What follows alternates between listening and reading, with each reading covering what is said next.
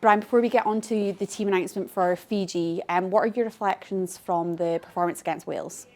Yeah, it was really good. It was a game of two halves. I think we went in down 7-5, but on reflection and kind of on analysis, we were really pleased with first half. We had 3 held up, we had 1 disallowed first half as well. So from a possession territory point of view, it was really good. Yeah, look, it was frustrating to go in at 7-5, but we spoke at half time and we were really calm. So on reflection, I thought the calmness at half time, I thought that Rachel, the leader, spoke just around sticking to our principles, our processes, that the dam would break, and it did. I thought we attacked well. We've had a real attack focus, but I think the most pleasing thing for me was probably the way we managed the game. I thought we managed our half well. We stayed in some kicking battles.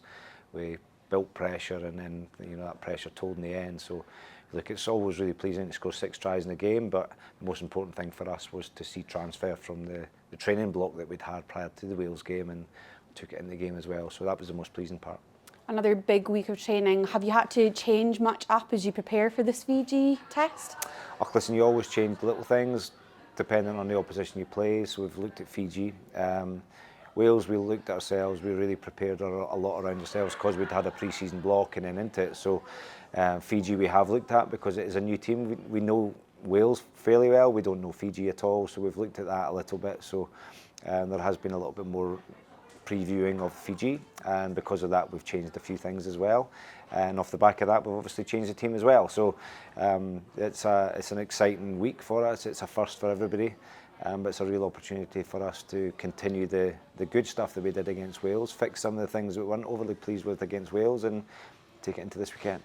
So yeah, lots of change. Speaking of which, there are 9 changes to that starting 15, including one that's positional. Can you take me through some of your changes? Yeah, look, I think we've been very clear to everybody that we want to build a group. We want to build a squad that no matter who we play, we can make changes depending on who we play as well. We've picked a team that we believe is a really strong side. I think you look at the team itself, it's a strong team, and it's a team that we believe will win the game against Fiji. The changes were, we had discussed the changes prior to the whole programme. We wanted to make changes, so it wasn't based on performance from last week against Wales. It's based on the players who have worked really hard throughout the whole programme. Front row changes, as you can see, and they're the ones obviously, in particular Anne and Eliane, both who have worked really hard over the last 2, 3, 4 seasons, haven't had a lot of game time, but have really been knocking on the door, and to see both Anne and Eliane getting their first ever start for Scotland is testament to them, testament to the work that they've put in. Obviously Louise McMillan coming back into second row. I thought she was excellent when she came off the bench. I thought she carried hard. I thought line speed and defence was excellent as well. So it's her coming in, and then obviously Rachel McLachlan and Jade coming into the back row. Good experience in there.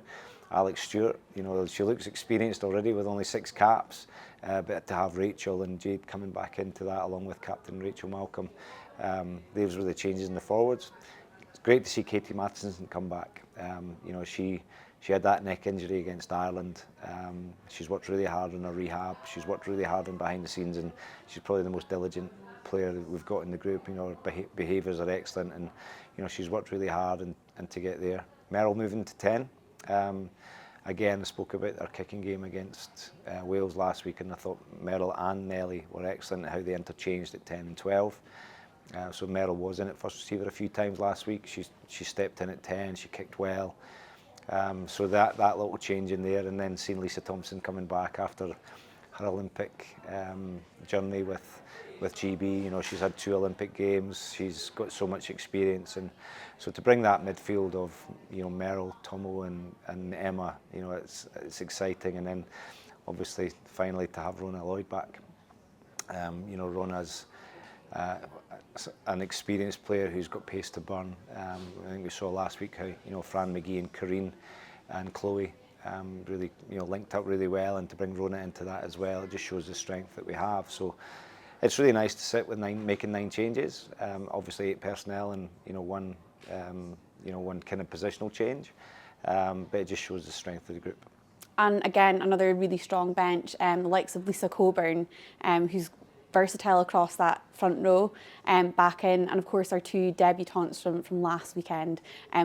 what were your considerations for that 5-3 split for the bench? Yeah, like Lisa, you know, Lisa, we've got 5 really good props, and Lisa's a player who, again, has worked really hard after injuries and, you know, after, you know, being out the squad, and, you know, she does give that versatility. You know, she is, you know, she's been playing really well at tight head, she's been training really well at tight head, but we also want to have a look at her on the loose.